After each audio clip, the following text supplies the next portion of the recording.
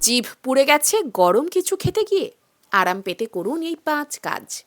গরম চায়ের কাপে চুমুক দিয়ে জিভ পুড়ে যাওয়ার অভিজ্ঞতা কম বেশি সকলেরই আছে।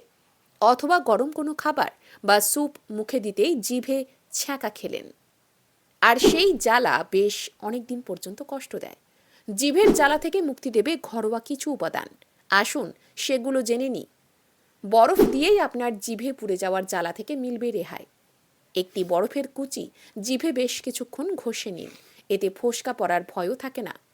একটু মধু জিভে ঢেলে মিনিট 2 এইভাবেই রেখে দিন। তারপর সেই মধু মুখের ভেতর বুলিয়ে নিন, এতে আরাম পাবেন। পুড়ে যাওয়ার সঙ্গে সঙ্গে সেখানে চিনি ও একটু গুঁড়ো দুধ নিয়ে রেখে দিন, এতে মিলবে সুরাহা, কমবে জ্বালা।